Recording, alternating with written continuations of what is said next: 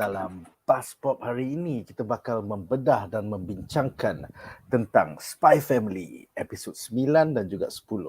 Para panelis kita malam ini terdiri daripada saya, Nadzru Iskandar daripada BuzzPOP TV. Seterusnya adalah anime sensei kita, Anri Alwi. What's up bro, how you doing man? Chama, konnichiwa, dan salam, slome, deswa. What's up bro, what's up? Seterusnya adalah kaki anime kita, Shazli Merican. What's up bro? Hey, how you doing? Aku seriously aku tak tahan dah bicara Ari buat dia punya intro. Makin lama makin ramai VTuber. Makin panjang tu. Makin panjang. Alright, so Duan akan join kita midway through this talk. So kita akan mulakan dulu perbincangan kita malam ini dengan reaksi satu ayat. Alright, so reaksi satu ayat aku untuk episod 9 dan 10 of Spy Family adalah dari Siskon Kisu ke Dodgeball Mayhem. So I really enjoyed both episodes. I think I enjoyed episode 10 way more than episode 9. But episode 9 was nice pasal kita nampak backstory Yuri dengan Yor. So apakah reaksi satu ayat anda terhadap episod ke-9 dan ke-10 siri Spy Family? Kita mulakan dengan Andri. Silakan Andri. My one word is basically it's basically the same as the name of a movie about the whole thing. Dodgeball, dive, dodge, deep, duck, dodge, whatever it is. This is I think the best episode so far for Spy Family for me. It has everything. 9-10 has all the feels and all the comedy action. It's good. I've said this is a well-written series. Continues to prove it episode by episode. There's no stopping the Spy Family train at this point. Alright, seterusnya adalah kaki komik Duan. Apakah pendapat kau atau reaksi satu ayat kau terhadap episod 9 dan episod 10? Silakan. Saya adalah I will reach the star. I will reach the star. Lepas tu kena lakap. Kau tidur kan? Aku macam yang lah tu macam aku memang percayalah. Aku memang percaya. Tapi lagi best. Dia punya outcome tu lagi best daripada yang aku percaya tu. Celaka tak. Hanya memang siut lah. Dia memang dia episod ke-9 ni, episod ke-9 kau nampak dia seriousness tau. The logic between the couple. Sebab betul takkanlah Lloyd tak suspicious, tak percayakan bini ni kan, mesti dia ada suspicious semua kan. Benda tu normal, so dia dah tunjukkan yang dia spy yang bagus lah. Lepas tu kat dalam couple hubungan kena ada trust kena ada trust each other lah. So kat situ kita nampak dia punya relation lagi rapat lah kan. Tapi kat episode 10 ni memang the best episode yet lah. Memang kelakar gila set. Gila aku tak nak cakap semua. Aduh, semua kelakar. Lama sekali budak tu lebih budak peralihan ke apa sial boleh masuk lagi. Bro, budak tu 6 tahun okey. Umur dia 6 tahun. Ada itu lagi gila saya. Bodoh aku tak tahan lah. Memang the best episode yet for me lah. Nice. Dan terakhir sekali silakan Shaz. Oh, aku punya angle lari sikit. Aku punya reaksi satu ayat is this series inverts expectations well. So kalau compare dengan a lot of cerita-cerita yang our panelist Encik Wan yang dia tak suka, this one the expectation were like, yes, we're going to do it. Alamak, dia gagal. But you enjoy the moment. You're like, how bad can the opposing team be? Biar betul. So expectation dia is subverted very well. So I think Kathleen Kennedy should watch how they subvert expectations from this series. Yes, thank you. Pedas. Aku setuju. How to fuck your audience properly. Yes, that's the word. Yes, convincing. Dia ada training montage pula tu aku best tu. Betul. Training tak ke mana. Tak, pasal training montas tu yang buatkan kau percaya yang Anya ada power macam Yor tu. Dia buat kau percaya. Sebab aku percaya, aku macam, oh, this is the moment. Ada moment ke kau buat? Tak, yang kelakarnya, Yor memang ada kuasa. Bila kau nampak Yor baling-baling tu, you know. Tapi dia bila kita tak pernah nampak Anya dia macam, okay, kau cuba. Kita tak pernah nampak Yor suruh Anya cuba. So kita tak tahu the result until the finale tu. Memang kelakar. Tapi dia percaya. Anya sendiri pun percaya. Dia confident dia memang sama power macam mak dia kan. Ada betul lah. Dia kutuk balik kan. Training mak tak guna. Betul. Dia salahkan mak dia pula. Jadi Betul tak je budak. Macam sial.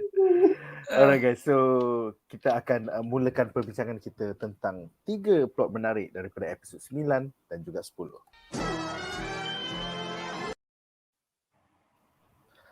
Alright, jadi segmen pertama kita adalah tentang Mission 9, Show Off How In Love You Are, di mana kita nampak sambungan kisah Yuri yang tak percaya kakak dia dah fall in love dengan Lloyd. Dia suruh kiss who?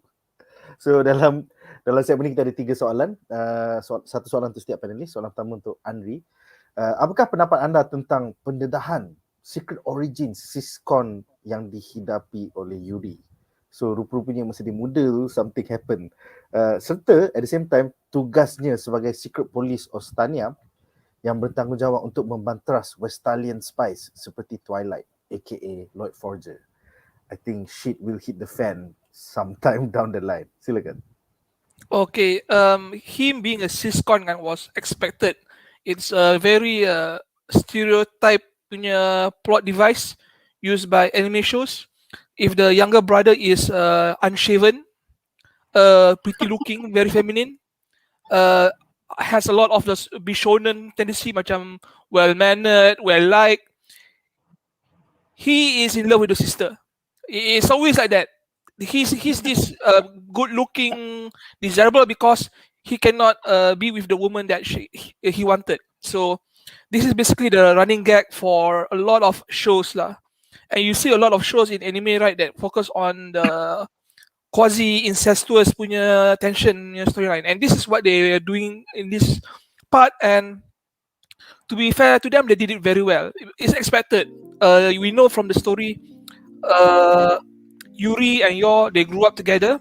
Yor basically picked up the bill for everything. Make sure dia study, makan, straight A's, top of the class. And you know lah, when he got a full score, what he wanted was recognition from Yor, and she kissed him on the cheek, and then okay, I dah confirm dah. This is basically Game of Thrones punya step. Kalau tak ada Lloyd datang in next few years tau. So it is expected. It doesn't add much to the whole story because you can have this brother-sister dynamic where they are not actually the siskon punya thing going on.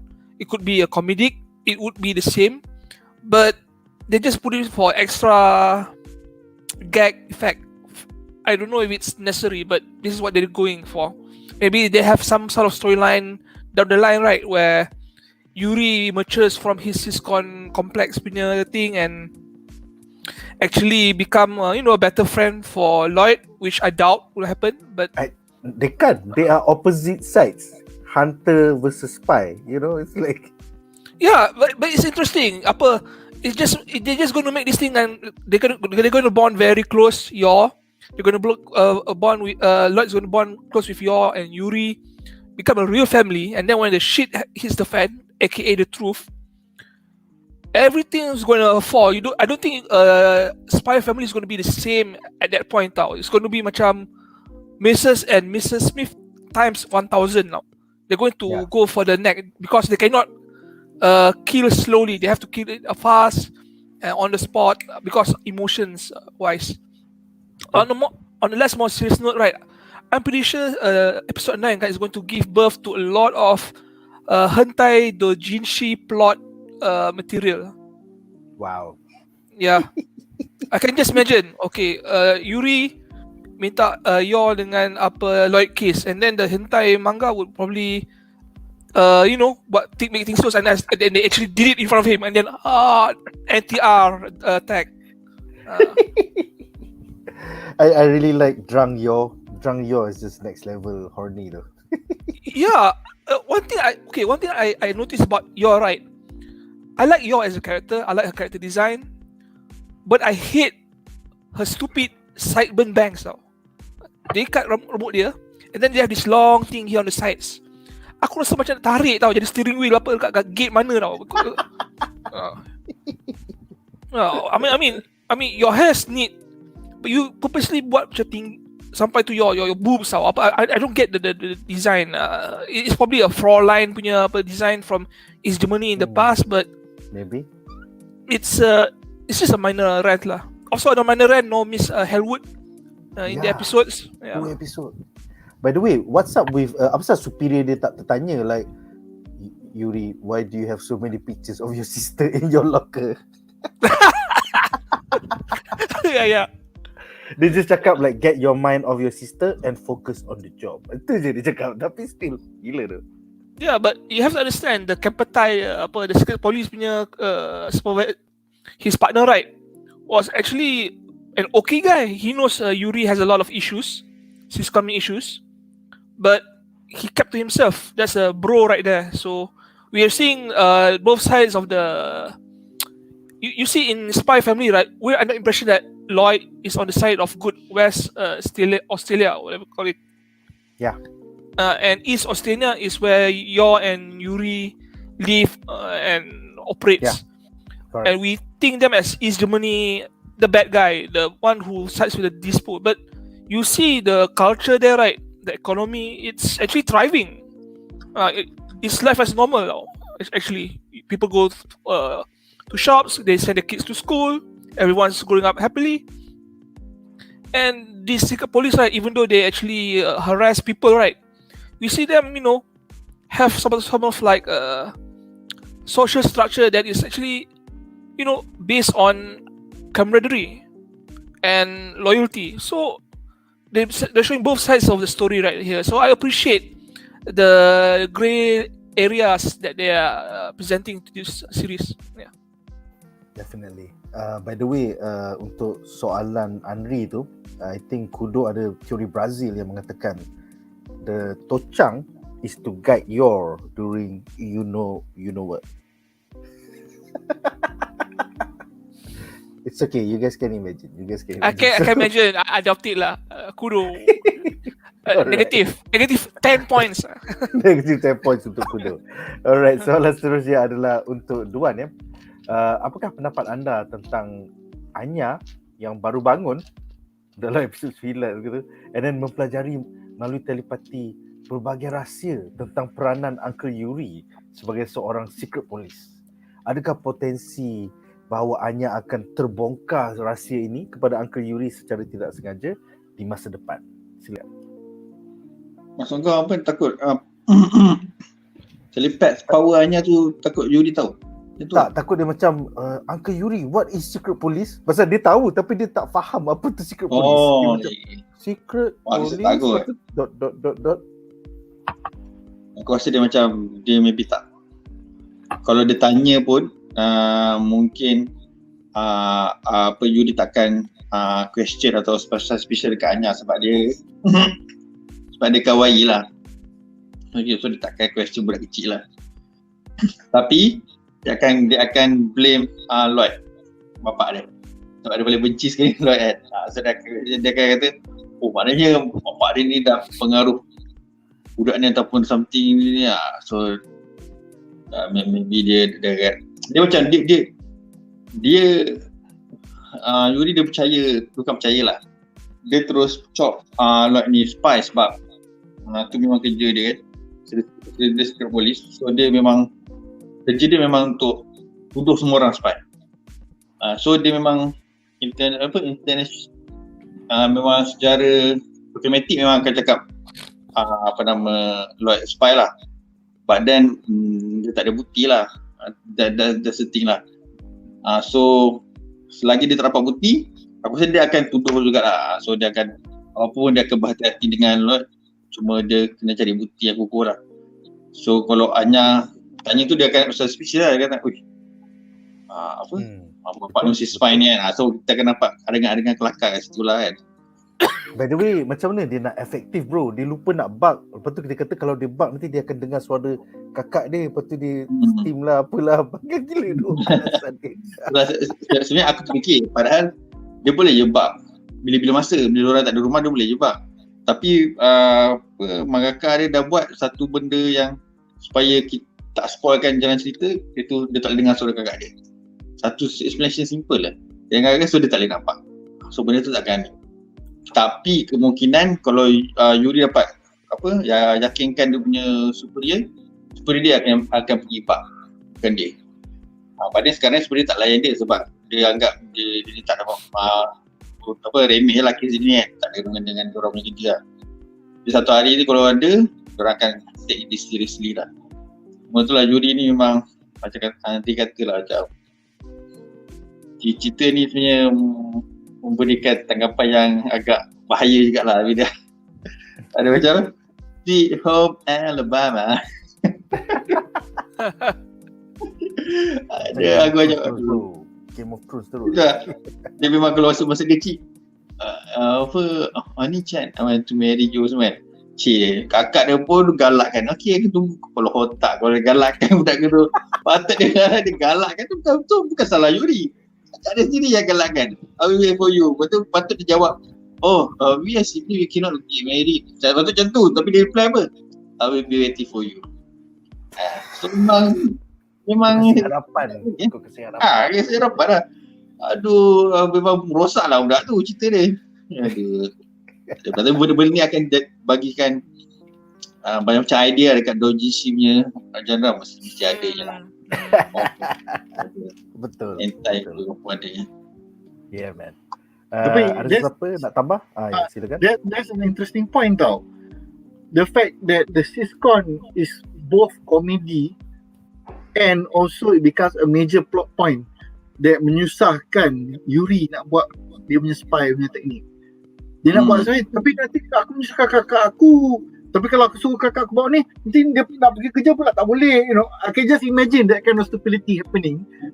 It's like, tolong bawa benda ni, tapi nanti aku macam stop ni, aku macam they will be very serba salah nak buat actually effective punya spy techniques sebab dia punya sister is involved.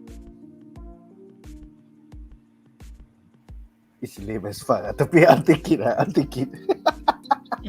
Alasan dia macam kibai. Alright, so soalan seterusnya adalah untuk Shaz. Apakah pendapat anda tentang Lloyd yang tidak mempercayai Yor? He had doubts.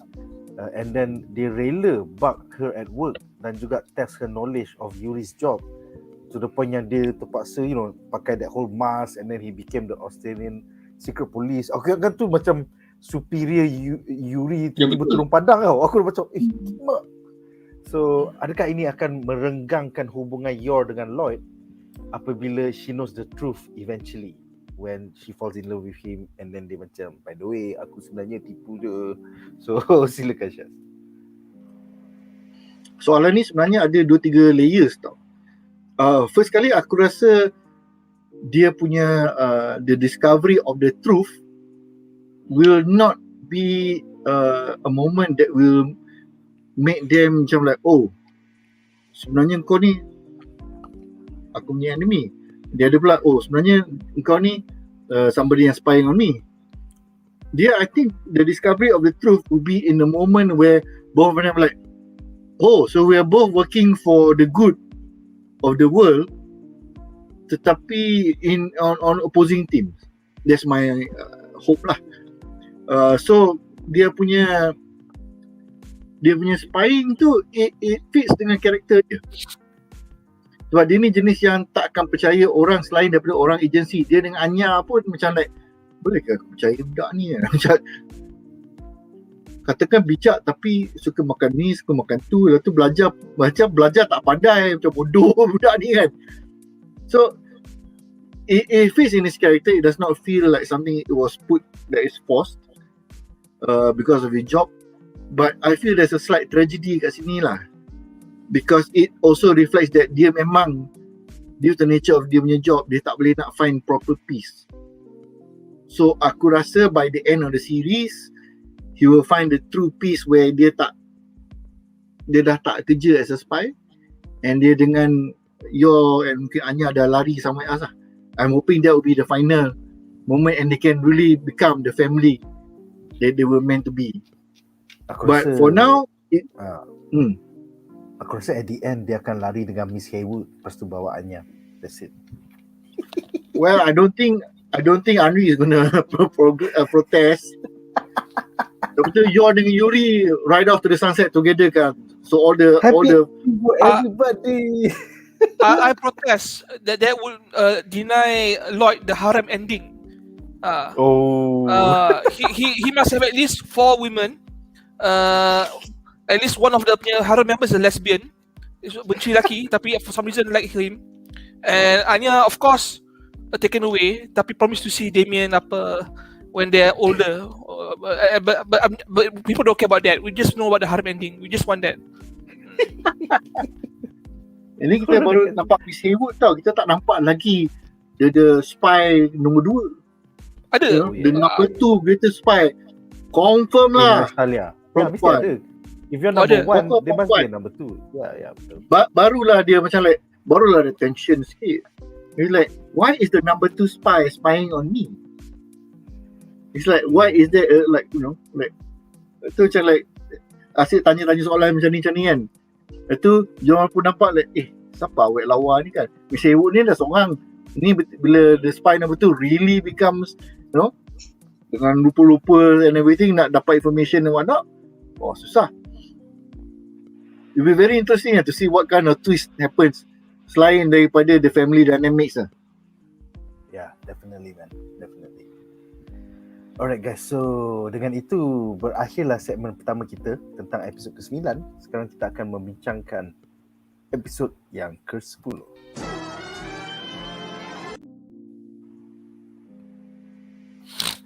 Alright, jadi segmen kedua ni adalah tentang Mission 10, The Great Dodgeball Plan.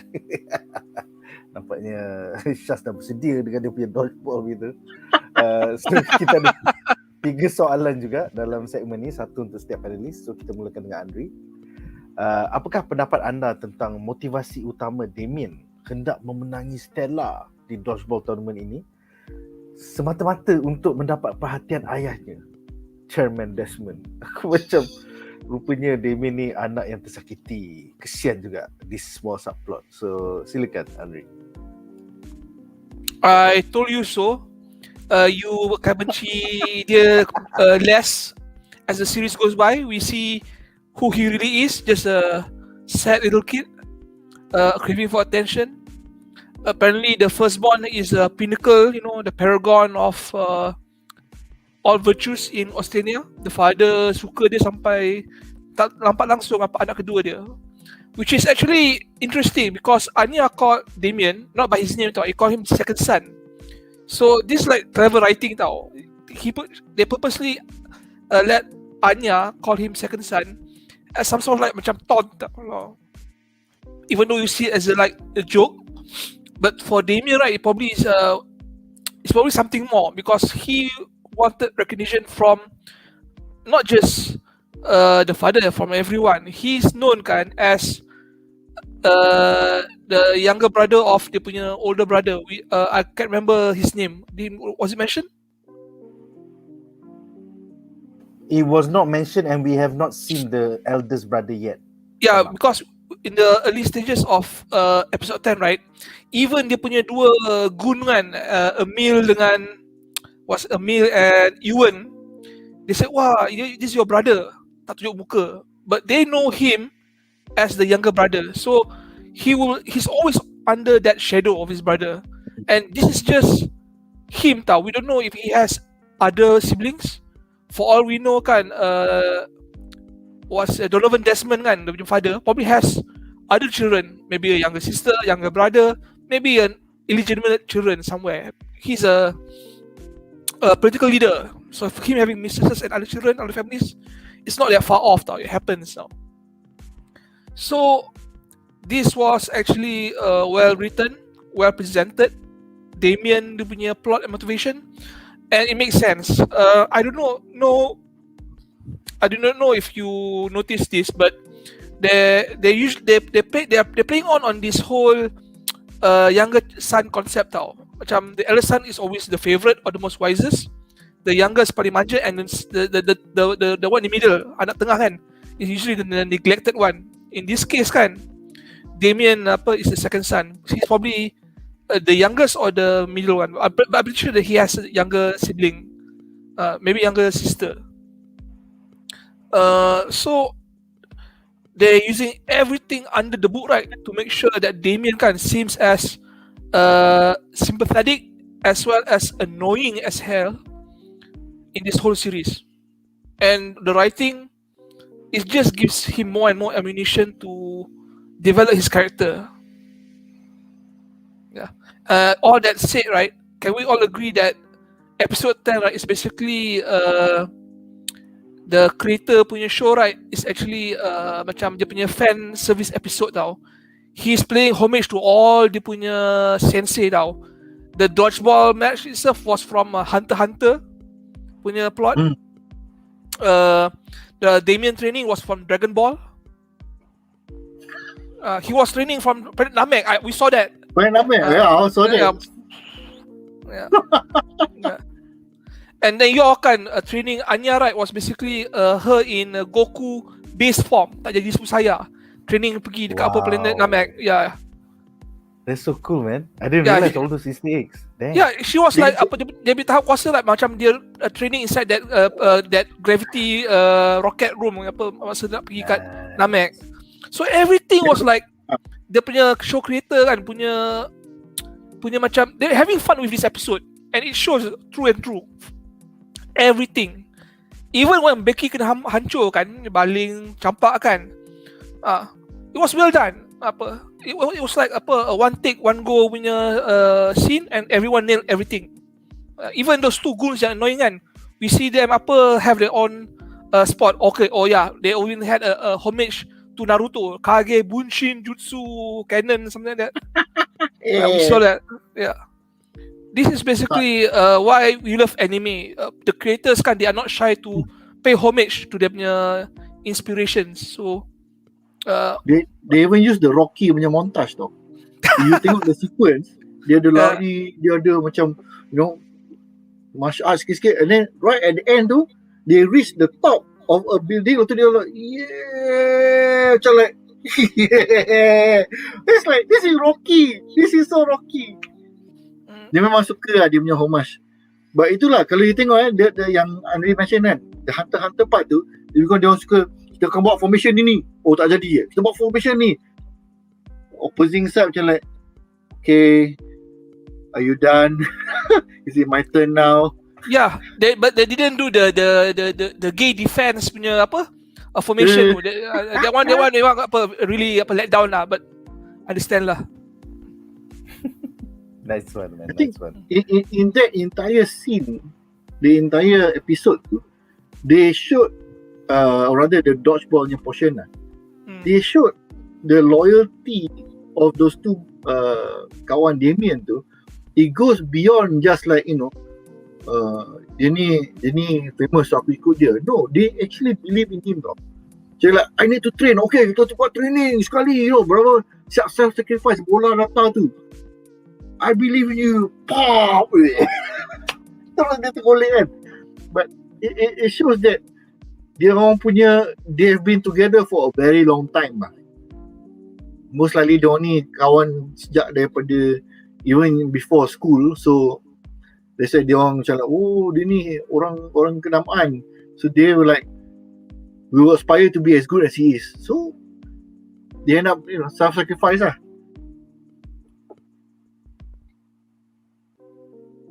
Aku trying to figure out tag punya masalah. But by the way, menurut Kudo, dia mengatakan bahawa all the homages yang Henry pointed out is all due to the studio dan bukannya dalam manga. Wow. Oh yeah. Okay. That's pretty cool. That's pretty cool indeed. Yeah. Alright, so dengan itu kita akan ke soalan kedua dalam segmen ini adalah untuk Duan. Apakah pendapat anda tentang Bill Watkins, iaitu Magic Bullet Bill ataupun Bazooka Bill, anak kepada seorang major di dalam tentera tentera Australia yang baru berumur 6 tahun tapi badan 6 years. sebesar gorila. Badan dia besar gila tu. Tapi kesian kau tengok Emil pun kena, Ewan pun kena, Damien dan Becky semua kena kitai bro oleh lontaran padu si beruk ini. So silakan. Bila aku teringat sebab lepas habis tengok SPYxFAMILY, dia ada satu trailer cerita Adam Sandler. Dia nak ajar orang main basketball. Ada seorang tu dia nak ajar, badan besar gila. Kata, you need to be 22 ke 31? How old are you? 22. 22. Who is that? My son. Oh, who is he? 10. Anak dia besar gila. Aku macam sama situasi dengan benda ni. Macam mana? Apa? Kau nak gaduh, semua budak pendek, semua sama tinggi, pendek. Sekali ada sama yang besar, sama besar dengan orang dewasa kan. Aduh, macam bodoh lah cerita dia. Memang macam lah. Lepas tu yang best yang Bill tu kan. Dia memang macam saya cakap, ada bila semua lawan semua buat formation lah apa masalahnya dia team Bill ni diorang ramai lagi. Lepas tu diorang pun tak main, budak dia semua tak main. Yang main dia diorang je main. Dia takat. Dia semua tak buat kerja pun. Dia diorang yang buat kerja kan. Balik. Sekali bila dia balik tu sekali 4 tak. Oh, memang power gila lah. Macam pinball lah kita tengok. Today I'm here once again to give aku punya Ni termain video ke? Macam ada video kedua tadi. Ya. Ya ke? Ni kau mute lah ni. Mute, tak dengar. Sorry, ya ada masalah teknikal. Itu untuk segmen hujung. So silakan continue Duan. Sorry. So pasal yang Bill ni memang satu kelakar lah. Dia memang kuat lah. Dia punya skill tu semua power.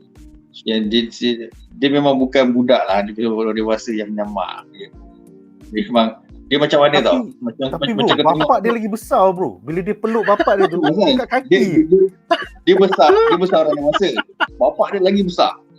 So bagi aku dia macam ni lah. Kalau kau tengok kan sekarang banyak kes sukan semua berenang apa semua kan, yang stress woman kan, lawan lepas tu dia menang.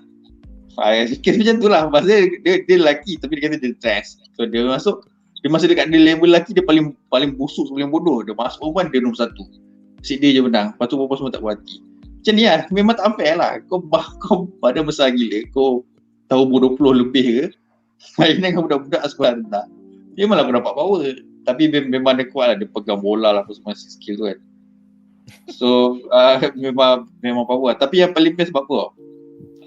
Kita dah tengok ada bantai semua orang. Pak-pak tu yang si kawan dia yang macam tikus, kawan Damien yang macam tikus tu selamatkan dia kan. Ewan. Ada tu lah. Maksud dia dengan terbang dia kata dia nak sacrifice diri dia, sanggup nak selamatkan Damien. Sebab Damien ni banyak nilai-nilai murni. Tapi dia tak boleh fikir apa benda. Tapi dia percaya dia ada, mesti ada. Tapi dia tak boleh fikir lagi. Dia macam dia benda lah, dia pun tak tahu. Tapi aku mesti ada satu. Bodoh gila sial. Macam bodoh lah. Dia macam bodoh gila sial. Lepas tu mati masih dah nagih. Lepas ekor lagi pun kena juga. Lepas tu kita percaya memang budak ni kuat kan. Tapi at the end tu budak Bill ni takut dengan Anya tau. Memang nampak takut. Literally takut. Sebab dia elak-elak kan. Boleh baca. Lepas tu Anya tak nak attack. Bila Anya nak attack ni skill tu, kau perasan tak yang Bill ni dia ke belakang tau. Dia goyang sikit tau. Dia mula ke depan kan, dia boleh ke belakang sikit. Dia goyang. Kat situ buatkan aku lagi percaya. Ya matilah budak ni. Matilah tapi kau tunggulah. Righteous Fury. Ada nama semua.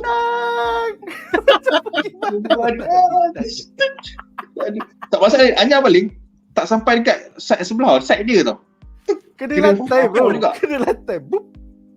Lantai belah dia tau. So kiranya fall juga tau. Lepas tu bawa sana. Lepas tu dia tangkap, aduh. Lepas tu dia balik tak. Aduh, aku tak boleh. Aduh. Memang best lah. Episod ni scene ni memang best gila. Banyak aksi lah, banyak aksi. Yeah, man. Nice. Dia punya Aku agree. I don't know how the manga is like, tapi I'm pretty sure the star effects, all the moment yang bowling tu is very well, much better seen on this anime. Yeah. Oh, one more Itulah, thing aku suspect Bill ni he's gonna be back. Because ini baru dia punya intro scene tau. This is him, the intro. Dia biasanya kalau anime, kalau sukan ni, they like to have a battle royale style hari sukan. So he's going to be the man to beat. It's not just satu kelas tau. Semua kelas akan nak serang dia tau. Because he's so big. So I'm looking forward to that lah. Aku rasa maybe episod sekarang tengok dia nak masukkan Bill lagi. Aku mengharapkan Bill akan stay takut dengan Anya. Aku rasa dia akan stay takut dengan Anya. Yes. Itu gambar tu yang best. Sebab dia besar, semua orang takut dengan dia tapi dia takut dengan Anya. Kalau tu memang best. Kita tak tahu lah. Psycho dengan Anya. I think that'd be nice. Psycho. Alright, soalan terakhir untuk segmen ini adalah untuk Shaz. Apakah pendapat anda tentang Anya yang terlebih confident daripada berbakat dalam dodgeball?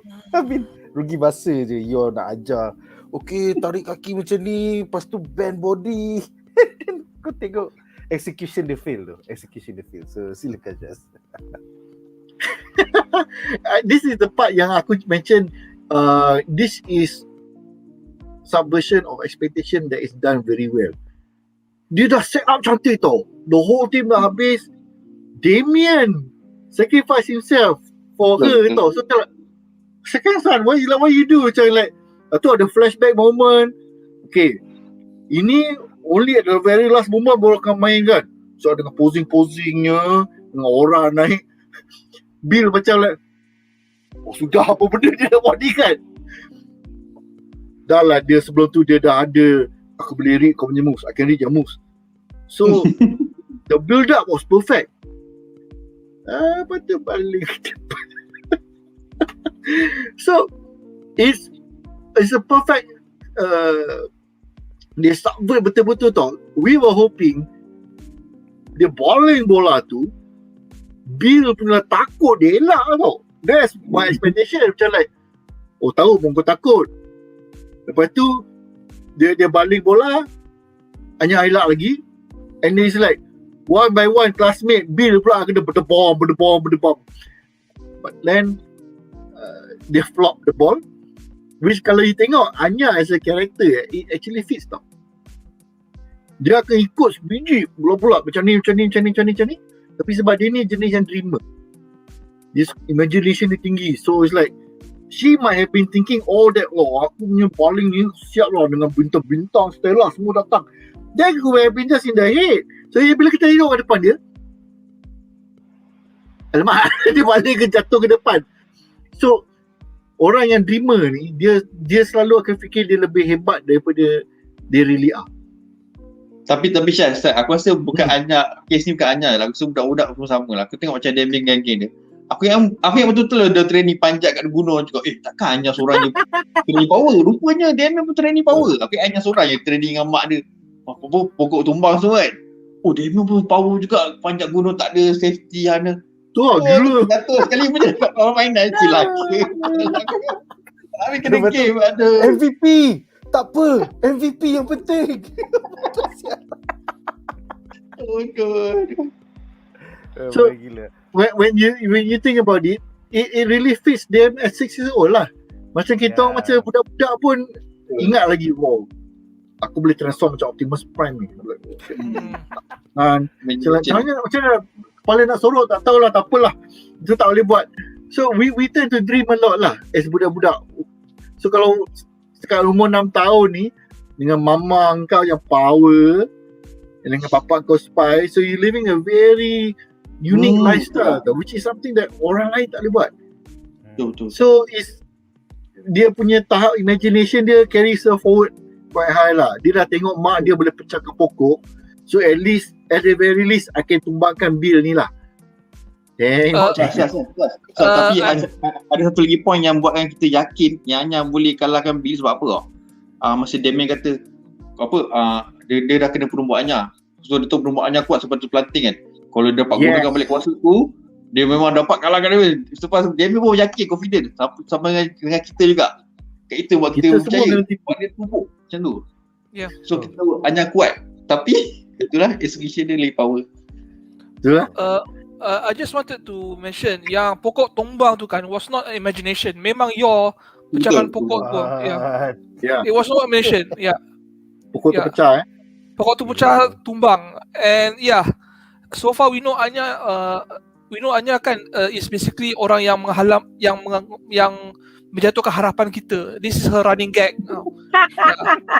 This is her character. Dia akan disappoint us and we will love her for it now. The only thing she's gifted is tumbuk orang dan buat that smart face. That's about it. Dia buat lagi kan? Bukan smart. Dia buat lagi. Masa dia tak gerak. Masa dia tak gerak. Wow, you're not bad. By the way, apa pendapat korang tentang the rumor yang kalau menang MVP ni akan dapat Stella? I mean, who the hell started that rumor? Daripada kelas 7 memang patut kena lempang tu. Apa pendapat korang? Silakan. It happens in high school lah. We hear a lot of rumors, right? Macam budak ni suka budak ni, and it happens kan. This person doesn't even know the other person. So it's just a common rumor lah. I mean, it's just expectations of if I do well, I'll get a Stella. Dia punya harapan. And then some people overhear it and so if you do well, you get a Stella. So that's I think how rumor started in this whole kindergarten setting lah. Dia just 6 years old, apa dia tahu? Kadang-kadang dia dengar satu benda, it's actually another thing. Yeah, man. And sadly at the end of the episode tu macam dia dah nak kasih kot. Dia kata, it's good that I see teamwork come together. Lepas tu tiba, hey, you fucking shorty. Terus dia macam, okay, maybe not today. Maybe not today. Macam, Aku nak teka the first Stella will actually be a joint Stella. That means there will be 2-3 orang akan dapat Stella sekaligus. Which kalau nak make dia punya storyline lagi best lah. Anya dengan Damien, they cooperate on something, dapat Stella. That's it lah. Masa tu lagi lah menyampah dia orang berdua ni. I have to work with you lah to get Stella. Ya, aku suka. Memang lepas tu dia berebut-rebut untuk dapat Stella. But once in a while, because of nak berebut nak dapat Stella, dia akan dapat Tonito. Mampus. It's gonna be a running gag. It's gonna be funny, man. It's gonna be funny. Tapi aku tu baca banyak sekarang macam viral meme yang diorang gunakan Anya ni macam antara orang paling power. Dia boleh masuk kat mana-mana manga untuk support dia. Betul tak? Yeah. Bro, Naruto kau pernah tengok dia dalam Attack on Titan, bro. Itu fans memang kelakar gila tu. Itu fans dia just menggila je because dia punya pose is so dramatic. Lepas tu Naruto, Attack on Titan, Dragon Ball ada Dragon Ball. Ada everywhere lah, semua benda lah. Dia datang support tau. Maknanya hero tengah kalah, Anya datang support, terus menang. Lepas tu kau tengok episod ni, memang patut orang gunakan sebagai dia sebagai meme sebab dia memang power gila macam ni. Lepas ni akan jadi running meme lagi. Meme ni akan digunakan lagi. Kita tengoklah selagi lagi banyak. Yeah, she's the new Ultra Instinct Shaggy. I think you saw the meme, right? Yeah, man, I saw that meme. Alright, kita ada satu permintaan untuk segmen ini. So, terima kasih untuk super chat ni daripada Hafiz bin Senin. Thank you very much, RM6. Dia minta, Abang Duan, boleh tak tunjuk dada Abang Duan? Pasal dah lama tak nampak. Baju mana ni? Baju lama lah, baju yang kecil malu aku nak tunjuk. Tapi baju Naruto dulu masa Uniqlo baru buka dekat ni. So aku terus grab baju ni. Naruto dengan dia punya sensei lah, bapak dia Kakashi dengan Jiraiya. Cantik tu. Serius. Masa aku size M lah. Aku bisa M sebab dah kecil. Jadi baju tidur lah. Masa ni Uniqlo baru buka dekat Fahrenheit. Tu the first store dia. 2010, 2011 tak ingat. Lama. Soalnya design Lama Uniqlo minimalis. Aku suka yang ni. Nampak banyak gila kot.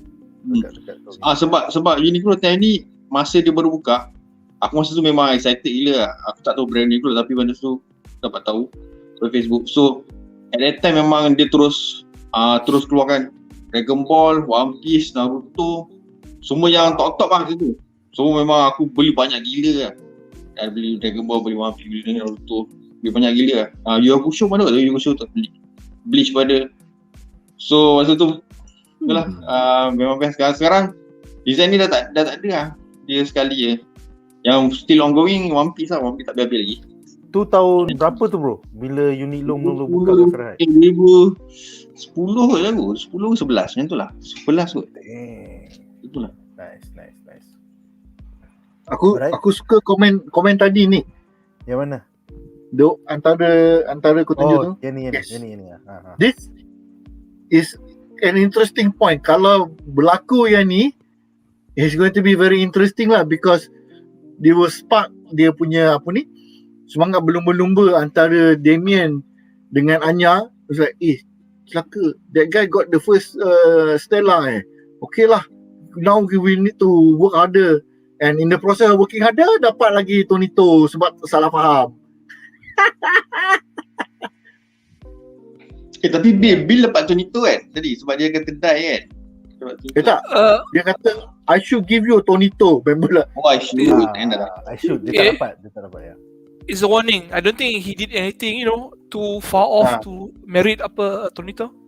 Yeah, I mean it was in the spirit of the game lah. Dia tengah panas tu. Sebab tu dia macam die. Tapi dia tak hold back tu. Lawan Anya dia tak hold back. I will hit softly against girls, tak ada. Anya dia dah baling yang floor punya misal tu. Dia boleh bawah baik. Dia boleh bawah. Guna muka boleh patah. Gila babi tu. Itu berapa tergugatnya dia dengan Anya. Gila tu. Alright guys, so dengan itu berakhirlah segmen ini dan kita akan ke plot menarik kita yang terakhir.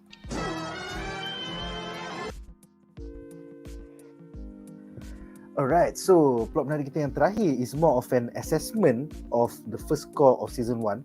So kita soalan aku untuk semua panelis, selepas menonton 10 daripada 12 episod di dalam first core of season 1 Spy Family, apakah pendapat anda tentang pacing siri baru ini yang mencampurkan family drama development di celah-celah antara Eden Academy specific episodes?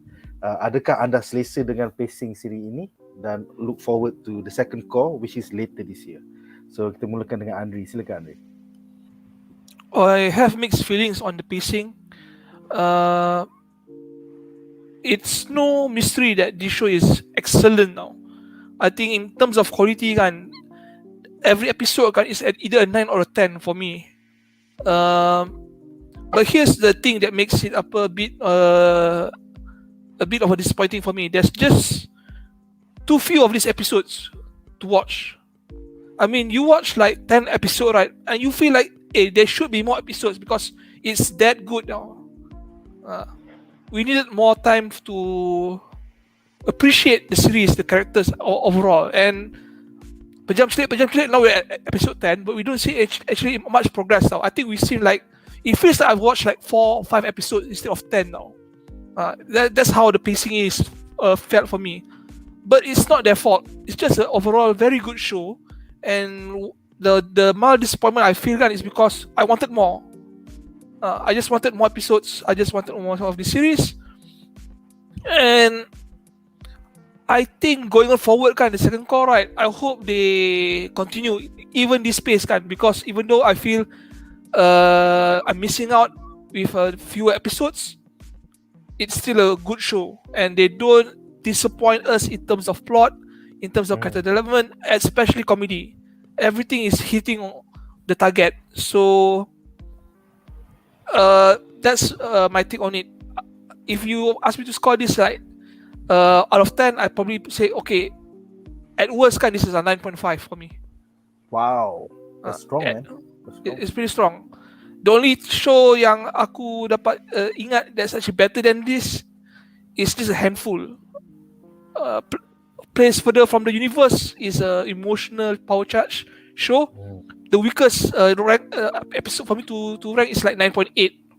The weakest episode now. Wow. If you watch it, please do. It's very good. But it's not a comedy. It's sad, power charge, emotional, nakama type of show. But yeah, I hope the second cour goes this good, and it ends on a high note after Cour 1. Season 1. Yeah, which is in 2 weeks time. Betul. Yeah. Betul. Seterusnya Duan, apakah pendapat kau tentang pacing dia? Macam satu episod dekat sekolah, satu episod family, satu episod sekolah. I think it's good lah sebab dia macam show you balance lah sebab kita nak tengok storytelling pasal spy. Kita kena tengok relation Lloyd dengan Yor. So diorang ni menggerakkan cerita lah. So kita punya comic relief adalah Anya. So itu yang sebenarnya kita tunggu. Tapi kita tak lupakan juga the core of the story lah kan, pasal spy, which is best juga sebenarnya kan. Kalau kita buang cerita Anya pun, this is a good story pasal spy. Dia sangat tense, sangat kelakar juga, sangat brilliant lah cara diorang nak selesaikan masalah, ada konflik semua kan. Tapi bila dia selang-seling dengan Anya, kau dapat macam berehat otak kau, lepas tu kau tengok Anya, kau beri. Tapi sebab tu macam, kalau macam aku kena maybe dengan majority fan, semua macam looking forward to Anya punya story lagi lah, maybe lah kan. So tapi kita pun tak kata story pasal Lloyd dengan Yor ni tak best. Sebab apa? Aku still kan, bila the first kiss tu bila tak dapat. Aku dah dapat lah. Kan? Okay, boleh ni. Sebab dia dah mabuk. Dia kata dia tak boleh kan. Dia mabuk confirm. Tak boleh pula. Bila so situ macam disimpan lagi. Maybe dia akan simpan masa betul-betul dah letuk kat belakang kan. Kat sebuah kisah memang. So memang disimpan lah. So memang bila buat selang-seling macam ni yang bagi aku sangat bagus lah. That's why cerita ni SPYxFAMILY memang perfect anime lah memang. Sebab itulah dia dapat fanbase yang kuat, yang ramai dan masa yang singkat. Pada manga, anime meluaskan lagi dia punya pengaruh lah. So memang best. Satu lagi aku nak beritahu korang, info untuk korang, 20 hari bulan 6 ni Uniqlo akan keluarkan t-shirt SPYxFAMILY. So jangan lupa Uniqlo ada saiz sampai double XL ke lagu. Lagu ada satu XL. Ada ke saiz bapak-bapak ni? Aku tak sure. Dulu aku tengok sampai XL. Dulu aku tengok sampai XL tu 4 pagi bro. Sekarang dah. Okay, satu lagi pasal SPYxFAMILY dah macam jadi fenomena kan. Dia dah pegang ranking nombor 1 anime untuk tahun ni tau. So tak tahu sebelum ni Demon Slayer, Kimetsu no Yaiba, fanbase dia pun sangat kuat. Bila Uniqlo keluarkan Kimetsu no Yaiba, kapal semua memang borong tau Kimetsu no Yaiba ni. Habis kau pergi mana Uniqlo, habis kapal borong. Lepas tu dia resale balik dengan harga sangat tinggi lah. So aku takut kapal akan buat balik dekat SPYxFAMILY. So korang korang nak betul-betul orang cari Uniqlo yang orang tak pergi. Yang pergi macam kat Sesi ke tak payahlah. Yang orang tak pergi, yang terpencet. So kalau betul-betul nak dapatkan t-shirt dia. T-shirt dia lawa tau. T-shirt dia satu gambar 3 orang ni, family ni. Satu lagi paling best gambar kuning. Lepas tu ada poket kecil tau. Poket tu luar gambar. Kau bayang, bila kau buka poket tu, kau dapat muka Anya tengah jenis ni. Tunjuk jadi. Itu memang paling best jadi. So kalau korang nak, aku dah bagi tips. Cari Uniqlo yang terpencil, yang tak ada orang. Dan pergi awal lah. Tu lah kalau korang nak. Nice. Aku rasa kita kena belilah semua. Kalau ada saiz lah kan. Kalau ada saiz lah. Aku sedih masuk Uniqlo tak pernah ada saiz bro. Okay, so yes, silakan Shaz. I never considered dia punya pacing and all that because I was just going along for the ride je, which was like exciting gila kan. Literally in Anya punya words are like waku. It's like you can just go Saturday night dah habis kau punya aktiviti main kad ke shopping ke apa ke, balik alright 30 minutes here, macam like Like, what will Anya do today? You know, that kind of thing. So it's very hilarious. Kalau tak salah aku, every single episode Anya has shown up. There is no episode yang dia tak keluar. Even just macam like, bye daddy, going to school. That's it, you know. So we are always reminded that the show is about a family. Dia punya pacing, I think, is very good because there is no dull moment. I think our best example is kita punya inilah My Hero Academia lah, the most recent season. Kepijak dia punya accelerator atau macam Yes, dia tak ada filler episode. I guess the most filler episode was the pergi Disneyland Castle tu. But even then it was beautiful. But no, that's the thing. See, that to me was not filler because it showcased Lloyd and what he's willing to do, you know, for Anya. With, you know, dalam kepala dia, he's thinking this is for the mission. Sebab dia punya kawan tu pun, macam ni lah, bapak yang tak belanja anak dia. Macam like, celaka, bapak member ni coding. Member aku ke, bukan member aku ni celaka. Frankie nak pergi saya, babi Frankie. Guilt trip gila-gila tau. Macam lah celaka dia ni. So, that is one of the important bonding moments, and we have always been told that Lloyd ni is a great agent. Tapi kita cuma at that point tak silap aku lah, dia tak pernah lawan lagi dengan people with skill tau. Dia lawan siapa? Mafia, mobster, you know. These are people who are like, okay lah, whatever. So now he was put into a position where he had to fight.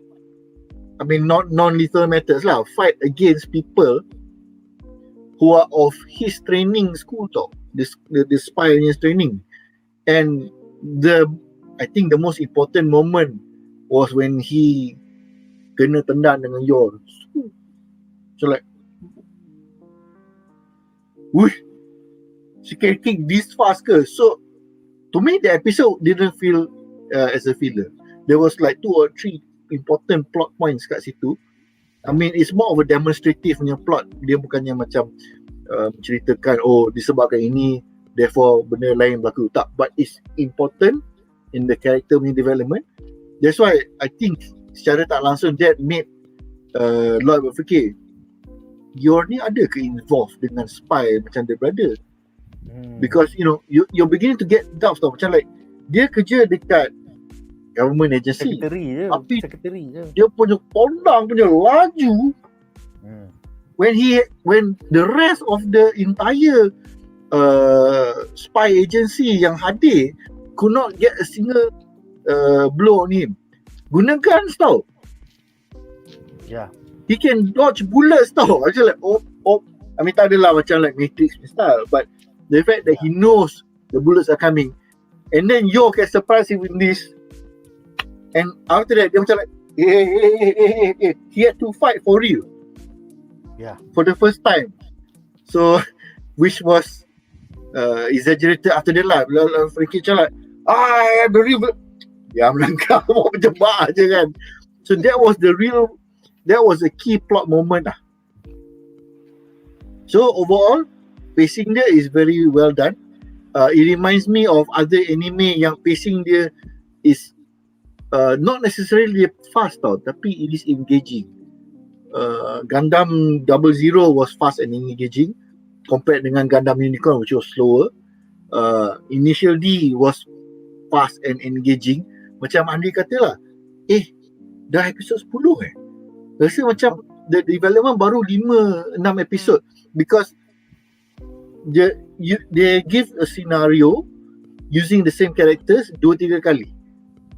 2 to 3 episodes, the same characters in different scenarios, so you tak rasa macam there's a lot of character baru, character development baru. Dia only bila dah masuk sekolah, then there's a whole bunch of new characters. Itu pun fokus karakter dia kat siapa? Cikgu homeroom dia, classroom punya battle.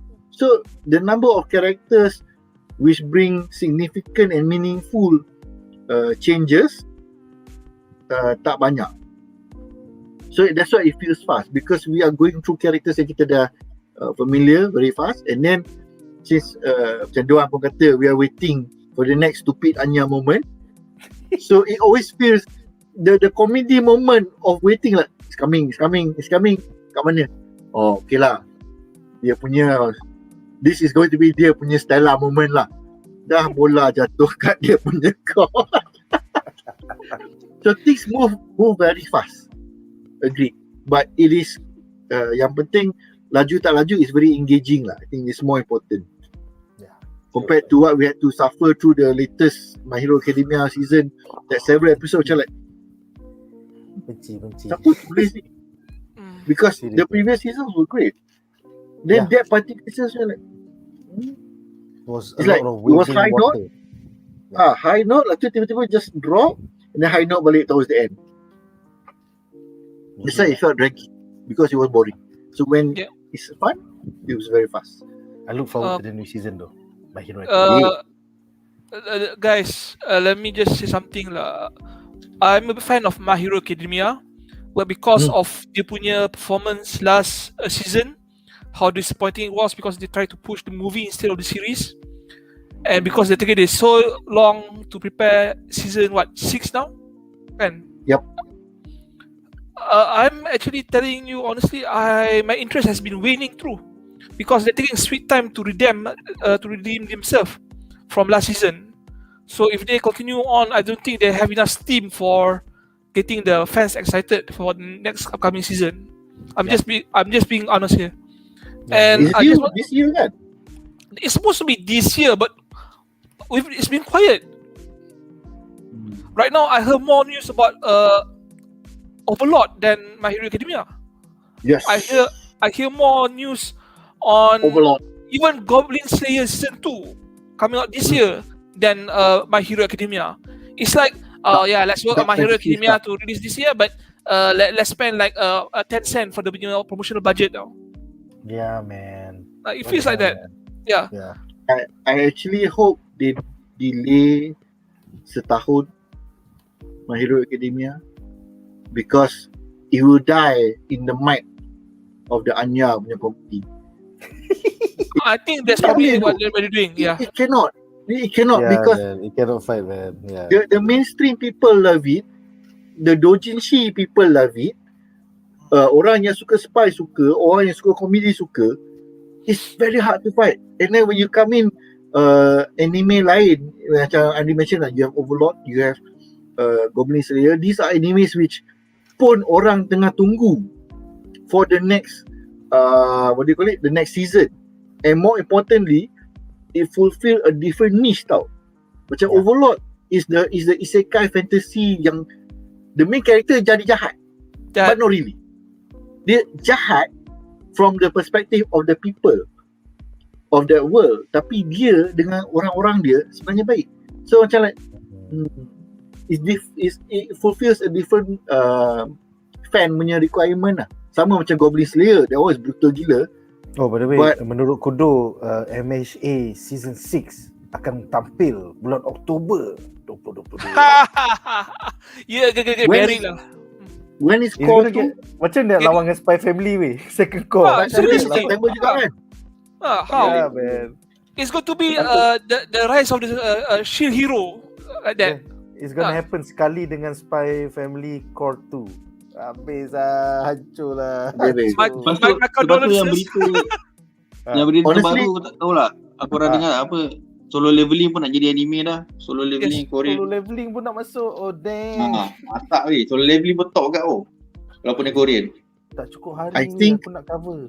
Tak cukup hari. Kalau kita ada cuma satu anime slot in the entire week, Yes, I only have one slot. I will vote Spy Family. I will still watch My Hero Academia. So kalau katakan dia punya minggu-minggu dia macam ni kan, that means Spy Family habis dulu, then mungkin the second half of My Hero Academia we can do one episode, all the previous episodes sebelum ni. Then kita sambung lah. Ya, maybe kita akan buat alternate lah. Maksudnya satu minggu Spy Family, satu minggu My Hero Academia. Kita tengok macam mana lah. Can also we can do the two episode week punya format. Yeah. Dua. I think that is one way to do it lah. Sama-sama kita nantikan bulan Oktober. Sekarang is too far ahead untuk aku schedule because aku tak boleh brain lagi when is it gonna happen, where. So we'll see. By the way, menurut Ian Wayan, Overlord tu terbalik. Ain saja yang baik, pengikut dia semua jahat. Hanya beberapa je yang good alignment. No. Okay. No. The faction is evil, but you have to understand kan, evil and good kan is subjective. And Ain's punya faction kan, the butler was good. No? He's lawful good because he's loyal to Ain's, who is deeming evil now. So for a good person to serve evil kan, it's not that uncommon in RPGs lah. We've seen it all the time. Out of 10 great generals, 1 or 2 probably has noble traits lah. Nice. Dia the best way to describe Ain's punya faction ni. Kalau kita tengok the old school Dungeons and Dragons punya alignment system, dia ada it's a 3x3 punya grid. So you have the lawful, the neutral and the chaotic. You have the good, neutral dengan evil. Ain's is lawful evil. Dia akan follow by the book, dia akan plan macam ni, kita akan buat this and that. Dia punya followers ada yang neutral evil. Janji aku punya lord punya evil plans succeed, I can follow the law or I can just go berserk. And then there's completely truly utter evil punya characters by our classical definition lah. Dia akan makan manusia, dia akan bunuh humans and all that. So it's a full evil spectrum, which is why is kalau orang yang tak biasa dengan D&D punya alignment system, dia akan macam like dia baik tapi jahat, tapi dia buat heroic things. So it's a very interesting dynamic sebab they are painted as the villains of the series, but they also protect a village. So macam like in the end by the way, Ian menambah, anime tak tunjuk kejahatan penuh mereka, termasuk rogol, torture, genocide. Kalau ikut novel, mereka memang jahat to the core. Ikut evil. They do. But you have to understand, they do that to the enemies, not to their own subjects tau. Because Ain's kan, even though dia punya followers kan banyak makan, bunuh human kan, they have a lot of human servants working for them tau. And they are they live well there than most rakyat living in the kingdom now. We see Sebastian rescue that girl, right? She was sold into prostitution and she got beat up and raped, sodomized. And this is humanity. Cool. Yeah, I think the real message of the series is the fact that in war, the evil faction is not 100% truly evil. And that humanity is also a major evil in their ways. So there is no true hero in this sense. Even because you're in war. Actually no, wait. Ada. There is one major character who is good. That's all I'm going to say. Basically, the kalau kau nampak a heroic character, kau akan charm on the spot. Sebab banyak sangat character selain daripada Ain's punya faction, kau tengok celaka lah manusia.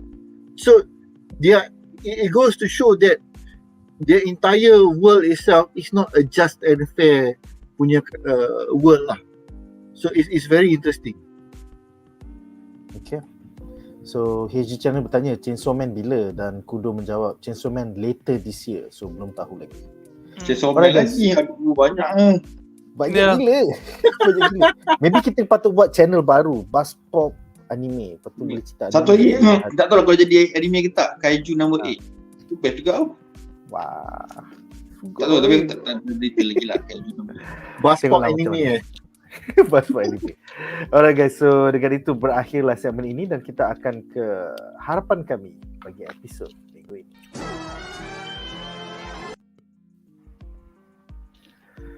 Okay, so sebelum kita membincangkan harapan kami bagi episod minggu ini, kita ada satu message daripada member kita di United Kingdom, Kudo. aku akan mainkan harapan dia untuk the last 2 episodes of Spy Family. Untuk episod akan datang, which is episod 11. Tapi before that, I'm just gonna mention a couple of points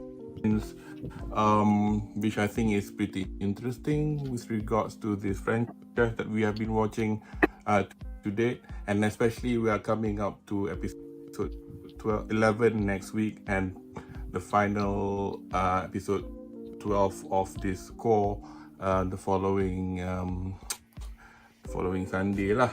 So basically, just to quickly mention that episode 10, the one that we've just seen, Dodgeball Daisakusen, the great dodgeball plan, is based on chapter 15 from volume 3, and what I've mentioned before in bedah untuk episod 3 hingga 6 about the day in the life of Harry Henderson.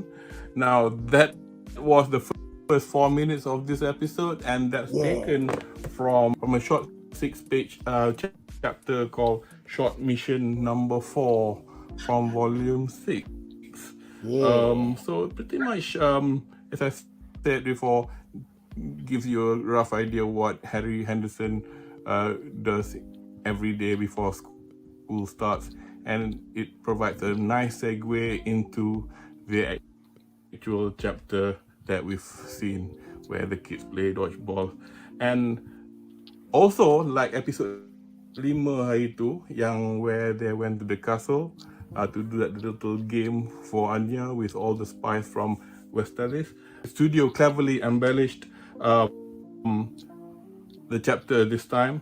Parts not in the manga that was included in the chapter, also obviously the extensive training regime that Anya undergone with Yor, as well as the training that Damien undergone with his goons, as well as the bit where you get to see Bill Watkins meeting his father in the park, showing how he trained. That's not in the manga at all.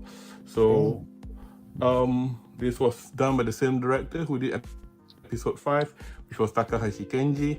And kalau kita tengok the way that they are treating this franchise, I think we have nothing to worry about in Cour 2 or even beyond, hopefully.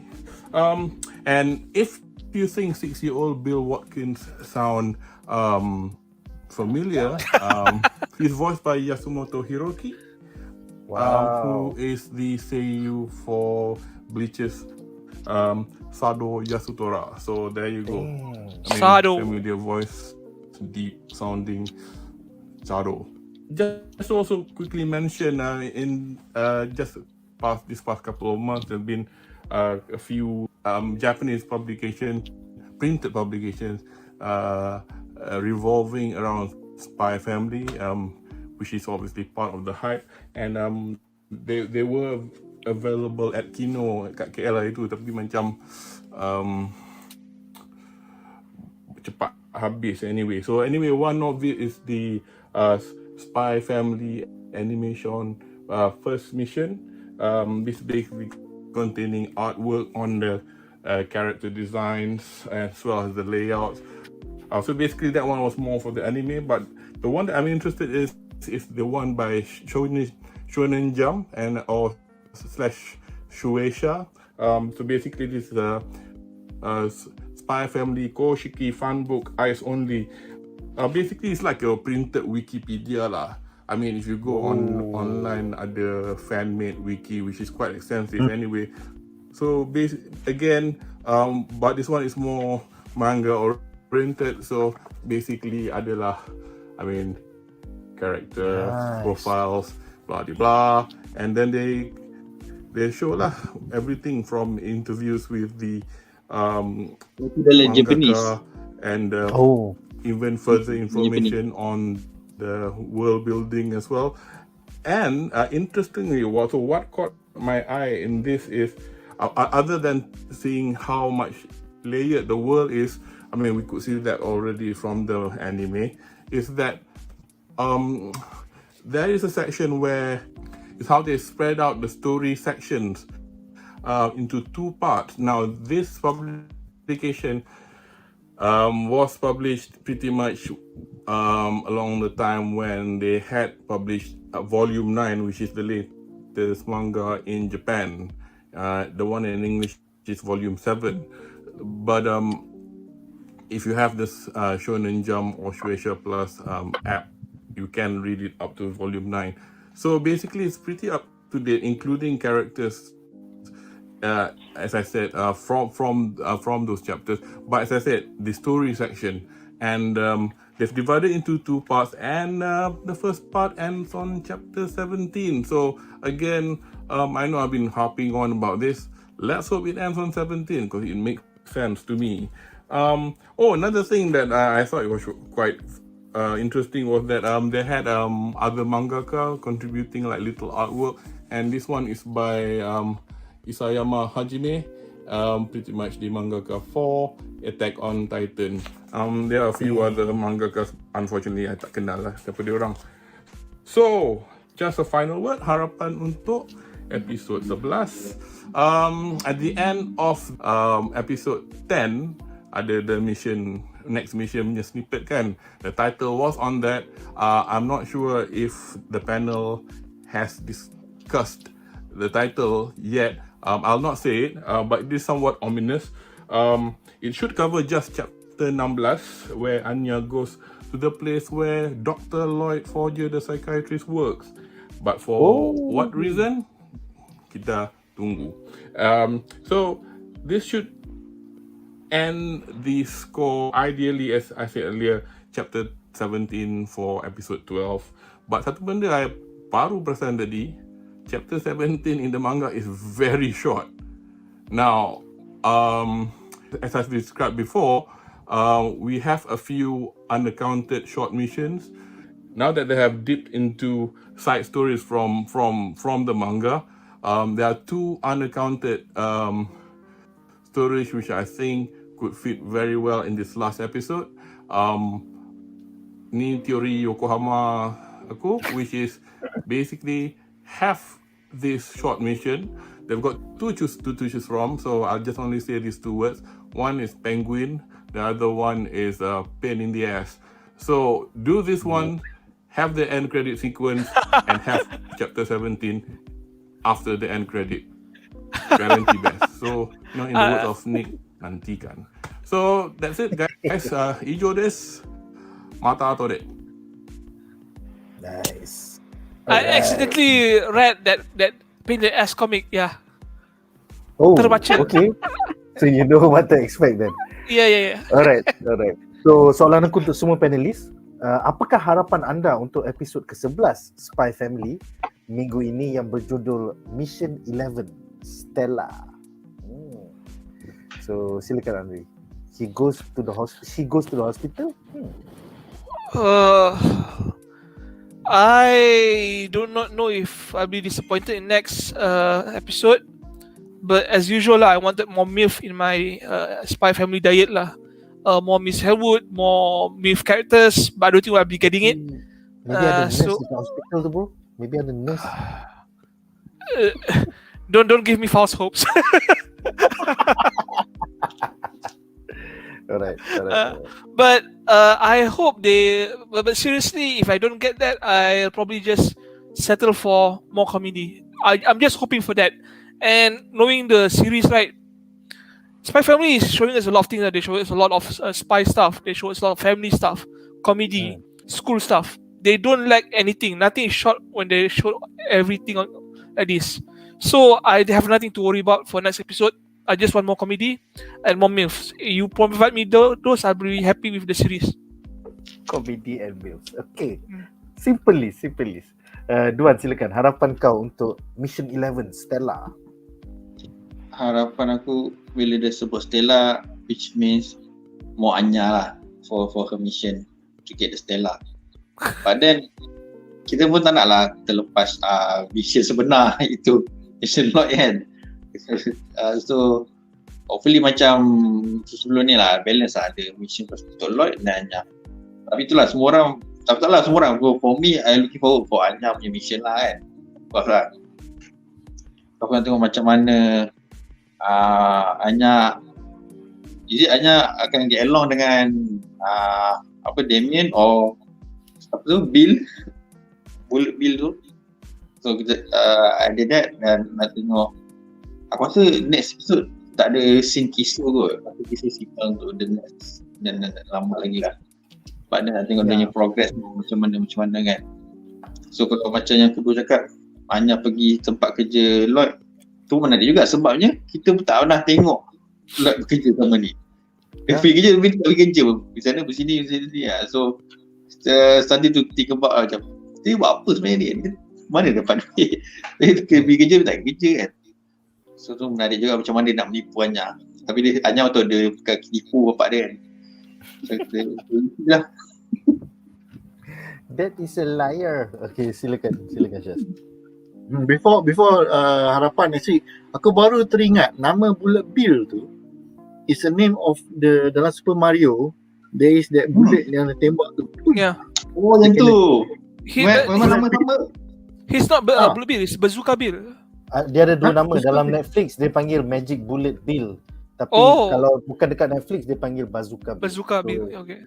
Oh, okay.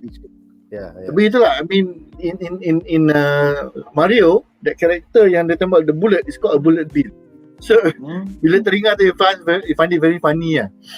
Okay, harapan aku is that this will be the first stellar of the season, or rather the month or whatever dia orang punya time frame is, and I'm hoping that this will be the penultimate episode, and in the sense that dia punya excitement and everything like anyway stellar, so that episode 12 nanti it will be a cool down and a setup for episode 13 in the second next Cour. Harapan paling besar is actually that it will be itulah Anya dengan Damien akan dapat a joint stellar, so that will raise the tension between them even more. Macam like, alamak, I have to cooperate with her to get my stellars, then I'm not really as good as my brother. So we will have to wait and see lah. That will be the best lah. Definitely. Alright guys, so aku rasa dengan itu berakhirlah sesi kita malam ini. Terima kasih kepada para panelis kita, Shaz, Kaki Anime, Duan, Kaki Komik, dan Andri, Anime Sensei. Terima kasih juga kepada Kudo daripada UK that sent us the very info-packed video tu. So apakah pendapat korang tentang Kudo punya background?